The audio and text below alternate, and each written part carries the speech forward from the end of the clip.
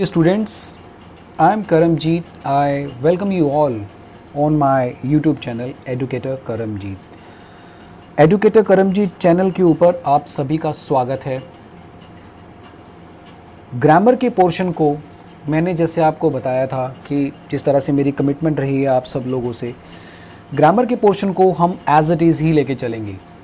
तो जो भी सेशन आएगा ग्रामर का, वो आपको ग्रामर की और भी जो बारीकियां हैं वो सिखाएगा।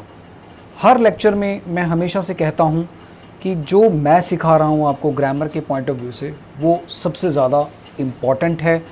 चाहे वो स्टेट का एग्ज़ाम हो, एग्ज़ाम्स तो मैंने सारे ही लगभग गिना दिए हैं, ठीक है। तो इस चीज़ के लिए मुझे लगता है कि ज़्यादा हम टाइम वेस्ट नहीं करेंगे।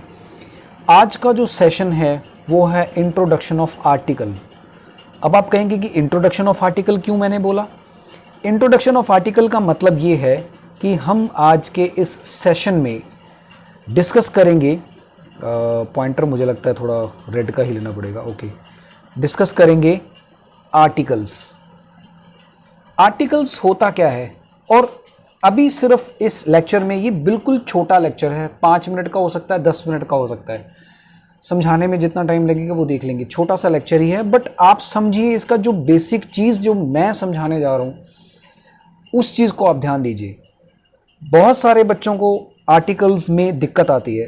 आर्टिकल्स दो तरह के होते हैं, एक तो होता है आर्टिकल, एक होता है आर्टिकल्स।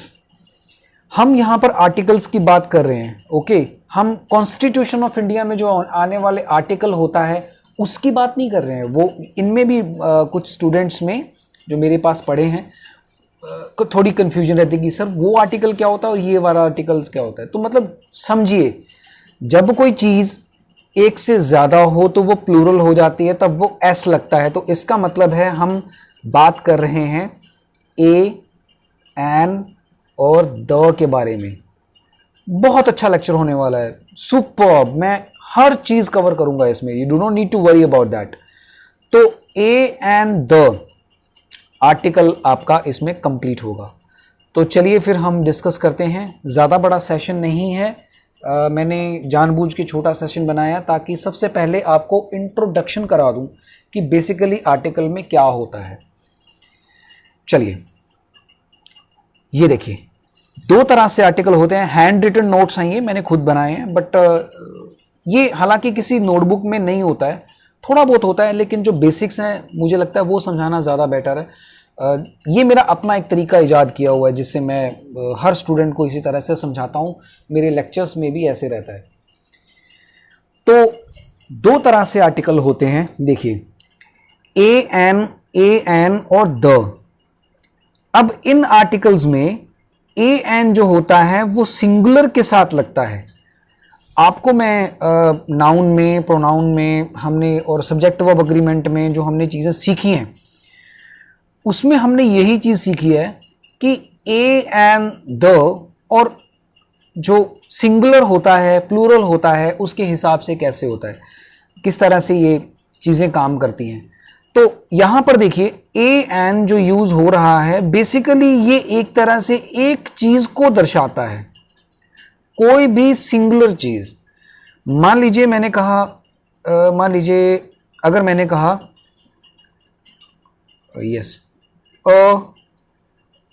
Pen, okay. एक बड़ा कॉमन सी चीज़ बताऊंगा मैं आपको, आगे चल के देखते हैं, हम बड़ी बारीकियां चीज़ें सीखेंगे और वो बार बार रिपीट भी होंगी, वो आपकी क्लैरिटी बहुत अच्छे से करेगा। अगर मैं कहता हूं अ पेन, तो ये बिल्कुल सही है क्योंकि हम एक पेन की बात कर रहे हैं। अब यही चीज़ अगर हम ऐसे बोलें पेन्स, अब आप मुझे एक बात बताइए, जब चीज़ें दो हैं, दो से ज़्यादा हैं, 3 भी हो सकती हैं, 10 हो सकते हैं, 20 हो सकते हैं, 8 हो सकते हैं, मतलब एक से ज़्यादा ही हुए, तो वो ये वाला वर्ड जो है वो प्लूरल है और ये वाला वर्ड सिंगुलर है। तो क्या ये मैच करता है? नहीं करता, ओके। तो इसी हिसाब से फिर ये मिसमैच हो जाता है। तो ये नीचे वाला वर्ड तो बिल्कुल रॉन्ग ही हो गया, तो अ पेन होता है। तो इस तरह से ये दो तरह से आर्टिकल होते हैं। देखिए मैं समझाता हूं आपको। डेफिनेट आर्टिकल होता है जो प्रॉपर डिफाइन कर देता है, और इनडेफिनेट आर्टिकल इसको हम क्यों बोलते हैं, ये बेसिकली डेफिनेट आर्टिकल आपको पार्ट 2 में पता चलेगा आपको, मैं अभी से बता देता हूं, ठीक है। ये डेफिनेट क्यों है, इनडेफिनेट तो मैं अभी बता देता हूँ, इसी पार्ट में ही है ये, अभी बता देता हूँ, ठीक है। तो पार्ट 2 में डेफिनेट के बारे में पता चलेगा आपको, और इनडेफिनेट हम अभी डिस्कस करने लगे हैं। आप मुझे एक बात बताइए, इंग्लिश में अल्फ़ाबेट्स कितने होते हैं? 26, ओके। अब ये भी ना कई बच्चे बोलते हैं सर 27 होते हैं। 27 और 28 और 26 में बड़ा कन्फ्यूजन है। इन स्टूडेंट से ये पूछे, देखिए खासकर क्या होता है, लैंग्वेज में प्रॉब्लम तब आती है जब आप लैंग्वेज को लैंग्वेज के तरीके से लर्न नहीं करते हैं, तब ये दिक्कत आती है। अब कोई बोलता है सर 26 है, कोई बोलता है 27, उसमें भी डाउटफुल है। What? And you people are graduate and you are competing with other people and getting you're fighting to get a job, and even you don't know how many alphabets in English, ये भी नहीं पता। तो ये बहुत गलत बात है। मुझे वाकई में personally I am telling you, it is totally it's my mind is totally shattered, बिखर जाता है जब ये बेसिक सी चीज़ नहीं पता। ग्रेजुएट्स हैं यार आप, यू पीपल आर ग्रेजुएट, बड़ा अजीब लगता है। तो ये यहाँ पर ये फ़र्क होता है जब आप कोई एजुकेशन लेते हैं और उस एजुकेशन को आप प्रॉपर तरीके से नहीं लेते हैं। मैं भी अपनी क्लास में एवरेज रहा हूँ, ऐसा नहीं हूँ कि मैं इंटेलिजेंट था, मैं भी इंग्लिश में फेल रहा हूँ, बट इसका मतलब ये थोड़ी ना है कि आप उस लैंग्वेज को, जब मैंने होश संभाला तो इंग्लिश को लर्न किया। तो 5 वोवल होते हैं और 21 क्या होते हैं? कॉन्सोनेंट होते हैं। रिमेनिंग जो वर्ड रह गए, ओके, कॉन्सोनेंट होते हैं। अब वोवल तो पता ही है आपको कौन कौन से होते हैं। अब मैं आपको एक चीज बताता हूं, देखिए ये तो चलो कॉमन सी बात हो गई। वोवल, कॉन्सोनेंट, एक मिनट, हाँ चलो मैं ABC लिखता हूं, ABCDEFGHIJKLMNOPQRSTUVWXYZ, ओके। 2 4 6 7 7 3 21, 21 और 5 26, ओके। देखिए अब ये अल्फ़ाबेट हैं। अब कहेंगे इसमें सर आप तो बहुत बिल्कुल बच्चों जैसी बातें कर रहे हैं, लेकिन बच्चों जैसे बात करके सिखाना पड़ेगा उन बच्चों के लिए भी जिनको इंग्लिश का प्रॉपर तरीके से समझ में नहीं आता है। इसलिए मैंने इंट्रोडक्शन आर्टिकल का समझाना ज़्यादा बेटर समझा। इसको देख लेते हैं, ये क्या है? वोवल है, ये भी एक वोवल है, ये भी एक वोवल है, ये भी एक वोवल है, और ये भी एक वोवल है, TU, यस ये U है, ओके U। अब ये 5 वोवल हैं। अब देखो इनको जब हम प्रोनाउंस करते हैं, हमारा माउथ जो ये जॉ है, जॉ जो हमारे फेस का जो जॉ है ना, नीचे वाला शिन वाला जो हिस्सा है, नीचे वाला जबड़ा जो है, वो टच नहीं करता। बोल के देखिए, AIOUE, रिपीट करना, पीछे बोल के देखना, AIOUE, कहाँ टच किया? टच ही नहीं करता। यही तो आइडेंटिफिकेशन है, इसको आपने याद कर लेना है। AIOUE में आपका जो नीचे वाला जॉ होता है वो कभी टच नहीं करता है। बाकी चाहे जो मर्जी वर्ड बोलो, आपका जॉ टच करेगा। जैसे बोलो बी में आपके लिप्स टच होते हैं। सी बोलते हैं तो अंदर वाली जीभ आपके दांतों के साथ टच करती है। डी में डमरू वाला, डमरू बोलते हैं तो हमारा ड जो है वो एक हार्ड पैलेट को टच करता है। हार्ड पैलेट होता है ना, दांतों के ऊपर वाला हिस्सा जो होता है। तो कोई भी इनमें से ये जो रिमेनिंग वर्ड्स हैं जिनको भी आप प्रोनाउंस करेंगे वो कॉन्सोनेंट होगा। Are you getting my point? तो यहां पर जो आर्टिकल है वो एक प्रोनाउंसिएशन के ऊपर डिपेंड करता है, ए और एन। हम आगे चल के इसको डिस्कस करते हैं। देखिए सॉरी, यस, छोटा सा लेक्चर लेकिन बहुत इंप्रेसिव है, इंपॉर्टेंट है। इंप्रेसिव तो खैर आप बताएंगे मुझे कितना का इंप्रेसिव है, कितना का आपको समझ में आया है। चलिए अब देखिए, यूज ऑफ ए कॉन्सोनेंट के साथ होता है, okay, and use of an किसके साथ होता है? वॉवल के साथ। हमने अभी डिस्कस किया ए आई ओ यू ई क्या होता है? वॉवल होता है, ओके। अच्छा, एक चीज अब हम थोड़ा सा इसको एक बार ब्रेक लगाते हैं, इसको हम बाद में डिस्कस करते हैं, इसकी बात करते हैं पहले। हिंदी में 12 खड़ियां होती हैं, 12, ये आर है, ठीक है, दोबारा रब करके बताता हूं।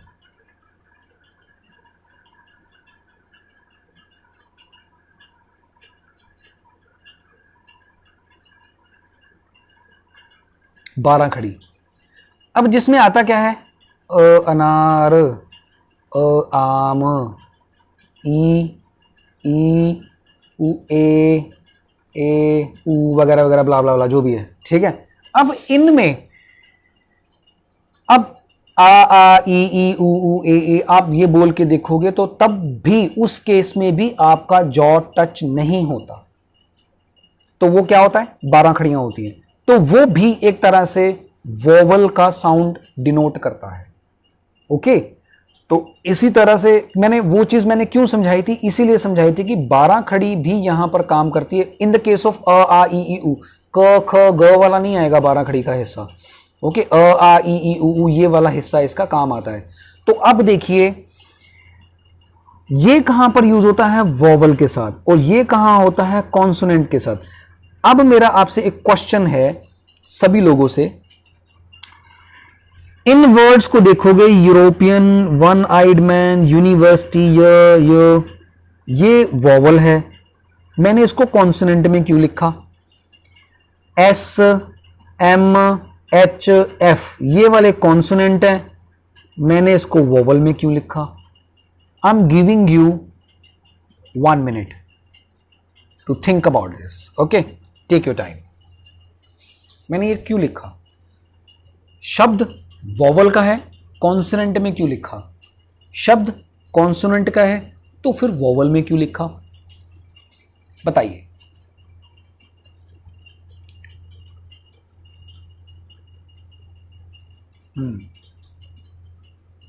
Very good, do it, think about it. यही तो इंट्रोडक्शन में सबसे इंपॉर्टेंट है। ये मैं हमेशा से जब मेरे पास स्टूडेंट्स पढ़ने के लिए आते हैं तब मैं ये चीज़ ज़रूर करवाता हूँ, ताकि उनको पता चले कि ये जो 12 खड़ियाँ हैं कैसे काम करती हैं, हाउ इट वर्क्स।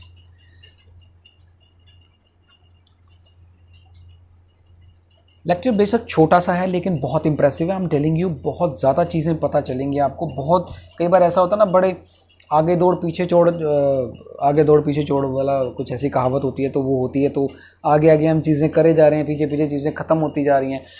गाइस, आजकल एग्ज़ाम के पैटर्न चेंज हो रहे हैं, डिफरेंट तरीके से क्वेश्चंस पूछे जाते हैं जो कि आपको आंसर्स देने होते हैं। तो चलिए मैं अब आपको डिस्कस करके दिखाता हूँ, बताता हूँ आपको कैसे। देखिए, तो सबसे पहले हम बात करते हैं ए की, बात करते हैं, इसकी बात करते हैं। जब हम यूरोपियन बोलते हैं, यूरोपियन में आता क्या है? य। वन आइड मैन में क्या आता है? व। यूनिटी में क्या आता है? य। यूनिकॉर्न में भी य और यूनिवर्सिटी में भी य। अब य व जो होते हैं, ये क्या होता है? हिंदी का कॉन्सोनेंट होता है। क्या होता है? हिंदी का कॉन्सोनेंट। अब जब ये हिंदी का जब कॉन्सोनेंट हुआ तो बोलने में भी तो य है। आ उ ई ए ओ की आवाज आ रही है क्या? नहीं। आप इसको ऐसे थोड़ी ना बोलेंगे यूरोपियन, ऑन आइड मैन। देखिए, ऑन आइड मैन क्या ऐसे बोलते हैं? ऑन तो एक प्रेपोजिशन है। ये मुझे लगता है नीचे से कुछ प्रॉब्लम है, ये मुझे चेंज कराना पड़ेगा। Okay, on eyed man. University, university थोड़ी ना बोलते हैं हम इसको। यूनिटी बोलते हैं क्या? नहीं। यूनिकॉर्न बोलते हैं। तो फिर क्या आएगा? अब जब साउंड ही कॉन्सोनेंट का है, इन सभी में ए आएगा, कहीं भी देख लो सभी में ए आएगा। That's it. अब इसकी बात कर लेते हैं। Use of an, A I O U. अब देखो, एस, एस को लिखते हैं तो ए आता है। MLA, MBBS, MBA तो A आता है, ऑनेस्ट का O आता है, FIR का F आता है। तो ये सारे वर्ड क्या हो गए? वॉवल के हो गए, हिंदी के कॉन्सोनेंट हो गए। तो फिर इनके साथ हम क्या लगाएंगे? एन लगाएंगे। कभी आपने देखा है डॉक्टर के पास, किसी MBBS डॉक्टर के पास जाते हैं, इन सभी में एन लगेगा। MBBS डॉक्टर के पास जाते हो ना, या किसी MLA के पास जाते हो, या किसी की क्वालिफिकेशन देखते हो, तो उनके सामने an MBA, an MBBS, an MLA, an honest, an honourable, an FIR लिखा होता है। इन शब्दों के साथ हमेशा एन लगता है। अब जब देखो SFMH, एस का हिंदी में लिखो S, F का F, ये स नहीं है, एक मिनट मैं दोबारा से लिख देता हूं, F का F, ठीक है, M का M, मतलब इस शब्द से सारे शुरू हो रहे हैं, तो वो तो फिर क्या हुआ? कॉन्सोनेंट वोवल हुआ ना। अब मुझे बताइए गाइस, यहां तक कोई चीज समझ में ना आई हो? अगर नहीं आई, गो बैक अगेन, ओके, दोबारा से पीछे जाइए, फिर से देखिए। नहीं समझ में आया फिर दोबारा देखिए, फिर देखिए, उसको समझिए, ओके, बार बार देखिए, आ जाएगा। अब देखो, the choice between A and is determined by the word which immediately follows A or an. It is pronounced with vowel sound with an, otherwise A. वही सेम चीज मैंने अभी बताई। कोई भी चीज अगर उसकी प्रोनाउंसिएशन वॉवल के अकॉर्डिंग है तो वहां पर क्या आएगा? एन आएगा। और अगर उसकी प्रोनाउंसिएशन कॉन्सोनेंट के अकॉर्डिंग है तो वहां पर ए आएगा। अब देखिए, इस सेंटेंस को पढ़िए। It is dash extremely difficult situation, extremely, x क्या आएगा फिर? एन आएगा। ओके, अच्छा एक साउंड देखो, एक सिंबल देखो, ये वाला सिंबल देख रहे हो, ये वाला, हाँ, अगर सेंटेंस में ऐसे लिखा आ जाए ना, इसका मतलब होता है नो आर्टिकल। ऐसा भी क्वेश्चन आता है, आपको पता है? आपको कई जगह पर नो आर्टिकल का क्वेश्चन पूछ लेते हो और आप धक्के से घुसेड़ के आप आर्टिकल लिखते जाते हैं, क्योंकि एक्चुअल में आर्टिकल के कुछ रूल्स होते हैं, वो हमें करने ज़रूरी होते हैं, वो हम करते नहीं हैं, और भगवान भरोसे हमारी चीज़ें चलती जाती हैं। हमें लगता है कि आर्टिकल तीनों में से कोई तो एक यूज़ होगा, चौथा कहाँ गया? चौथा है नो आर्टिकल। ओके, इस बात का ध्यान रखना है। ऐसे ही देखो, अगला क्वेश्चन देखो, आई नीड 80, तो फिर वही ए है, फिर से एन आएगा, ठीक है। द के तो हम अभी आए नहीं हैं, द में तो अभी हम बहुत सारे डिस्कस करेंगे, ठीक है। तो आई होप आपको ये छोटा सा लेक्चर जो मेरे द्वारा बनाया गया था, मेरे जैसे तुच्छ प्राणी की तरफ से, आपको ये समझ में आया होगा। सो get ready to watch second part of this lecture. Thank you for watching this video. Stay happy, stay safe. Jai Hind, Jai Bharat. Stay tuned. Bye bye.